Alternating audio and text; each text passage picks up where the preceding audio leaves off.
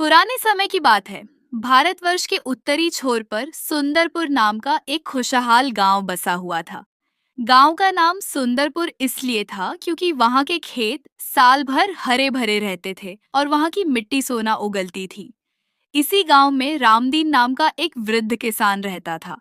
रामदीन का पूरा जीवन खेतों में ही बीता था।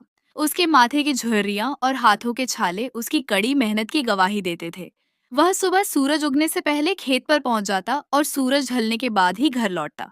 गांव वाले उसकी मेहनत का लोहा मानते थे और अक्सर कहते थे, अगर रामदीन मिट्टी को भी छू ले तो वह सोना बन जाए। लेकिन रामदीन के जीवन में एक बहुत बड़ा दुख था। उसके 4 बेटे थे और चारों के चारों बेहद आलसी थे। उनका स्वभाव पिता से बिल्कुल विपरीत था। जहां रामदीन पसीना बहाना जानता था, वहीं उसके बेटे दिन भर गांव की चौपाल पर बैठकर ताश खेलने, गप्पे लड़ाने या घर में सोकर समय बिताने में विश्वास रखते थे। सबसे बड़ा बेटा, जो अब 30 साल का हो चुका था, अक्सर कहता, पिताजी ने इतना कमाया है, हमें काम करने की क्या जरूरत। दूसरा बेटा खाने पीने का शौकीन था। तीसरा दिन भर अपनी मूंछों पर ताव देता रहता और चौथा सबसे छोटा बेटा तो इतना आलसी था कि पानी पीने के लिए भी दूसरों को आवाज लगाता था। रामदीन अक्सर उन्हें समझाता, बेटो, जवानी के ये दिन काम करने के लिए हैं। ये शरीर आज मजबूत है, कल ढल जाएगा। अगर आज मेहनत नहीं करोगे तो कल भूखे मरने की नौबत आ जाएगी। लेकिन बेटों पर उसकी बातों का कोई असर नहीं होता। वे एक कान से सुनते और दूसरे से निकाल देते। वे सोचते कि पिताजी तो बस बड़बड़ाते रहते हैं। समय का चक्र अपनी गति से चलता रहा। रामदीन अब और बूढ़ा हो गया था। उसका शरीर अब पहले की तरह साथ नहीं देता था। एक दिन अचानक उसकी तबीयत बहुत ज्यादा बिगड़ गई। गांव के वैद्य ने आकर उसकी नब्ज देखी और निराश होकर सिर हिला दिया। वैद्य ने इशारे से बता दिया कि रामदीन के पास अब ज्यादा वक्त नहीं बचा है। खटिया पर लेटे लेटे रामदीन की आंखों में आंसू आ गए। उसे अपनी मौत का डर नहीं था, उसे डर था तो अपने बेटों के भविष्य का। वह सोचता, मेरे जाने के बाद इनका क्या होगा।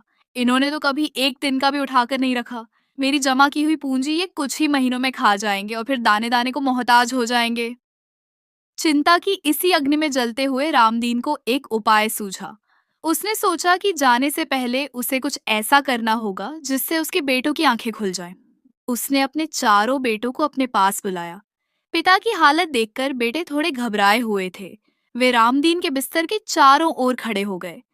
रामदीन की आवाज कांप रही थी।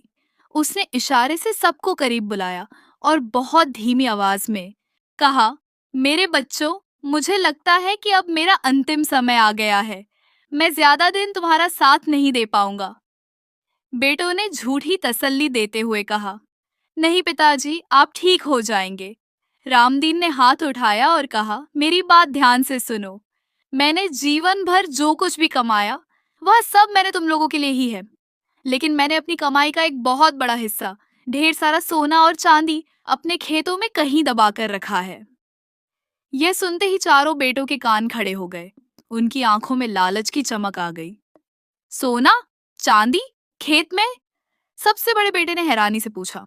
रामदीन ने झूठ को सच की तरह पेश करते हुए कहा, हाँ, मैंने सोचा था कि बुढ़ापे में वह काम आएगा या मेरे जाने के बाद तुम लोगों के। लेकिन अब मेरी याददाश्त कमजोर हो गई है। मुझे ठीक से याद नहीं कि मैंने वह खजाना खेत के किस हिस्से में गाड़ा था। मेरे मरने के बाद तुम लोग खेत को खोदकर वह खजाना निकाल लेना और आपस में बराबर बांट लेना। इतना कहकर रामदीन ने अपनी आंखें मूंद ली। बेटों के मन में दुख से ज्यादा खुशी इस बात की थी कि पिताजी उनके लिए गड़ा हुआ खजाना छोड़कर जा रहे हैं। कुछ ही दिनों बाद रामदीन का देहांत हो गया। रामदीन की 13वीं और सारे अंतिम संस्कार निपटने के बाद बेटों को अब उस खजाने की याद आई। अगली सुबह जो बेटे आमतौर पर दोपहर तक सोए रहते थे, सूरज उगने से पहले ही उठ गए। चारों ने अपने अपने हाथों में कुदाल, फावड़े और टोकरियां ली और खेत की ओर चल पड़े। गांव वाले उन्हें देखकर हैरान थे कि आज सूरज किस दिशा से निकला है। खेत पर पहुंचकर उन्होंने चर्चा की कि खजाना कहाँ हो सकता है। पिताजी अक्सर उस बड़े पेड़ के नीचे बैठते थे, शायद वहीं होगा। दूसरे बेटे ने कहा, नहीं, मुझे लगता है खेत के बीचों बीच होगा। तीसरे ने कहा, तय यह हुआ कि जोखिम नहीं लिया जा सकता, इसीलिए पूरे खेत को खोदना पड़ेगा। उन्होंने खुदाई शुरू की।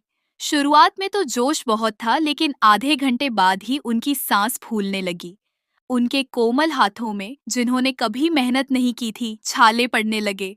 पसीने से उनके कपड़े भीग गए। दोपहर होते होते उनकी हिम्मत जवाब देने लगी। सबसे छोटे बेटे ने कुदाल फेंकते हुए कहा, मुझसे और नहीं होगा, पता नहीं खजाना है भी या नहीं। लेकिन बड़े भाई ने उसे डांटा, मूर्ख, थोड़ा और सब्र कर। सोच, अगर वह कलश मिल गया तो हम जिंदगी भर राजा की तरह रहेंगे।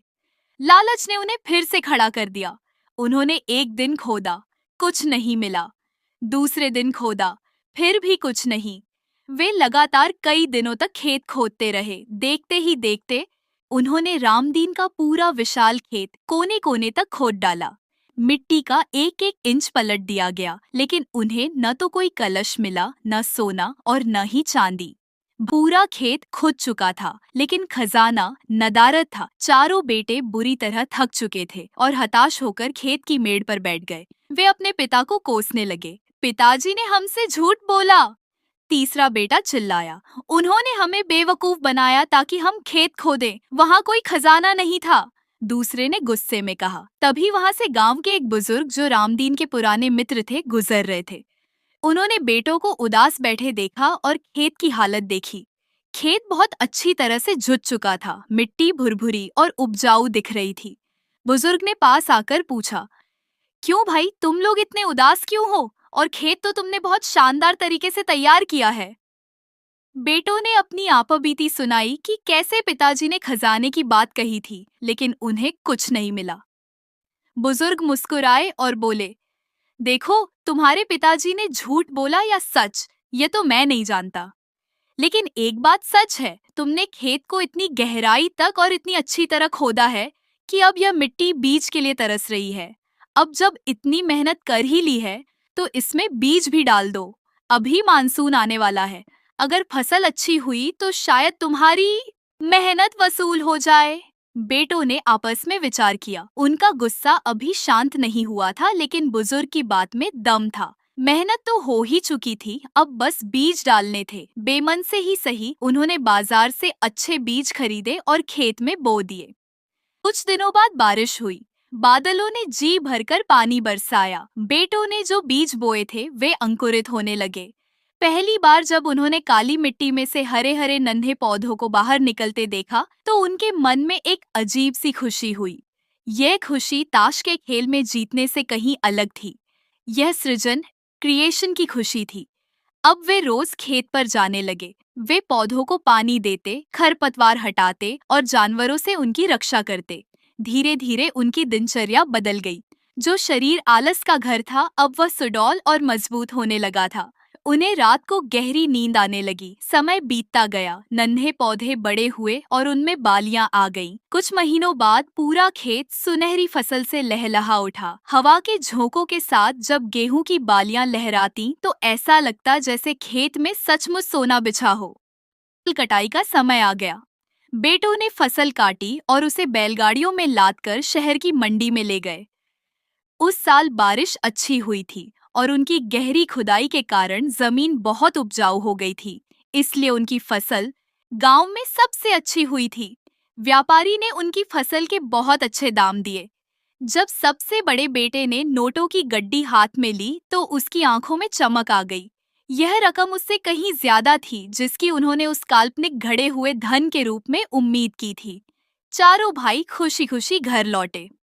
रात को जब वे नोटों को गिन रहे थे, तब अचानक बड़े भाई की नजर दीवार पर टंगी पिता की तस्वीर पर पड़ी। वह सन्न रह गया।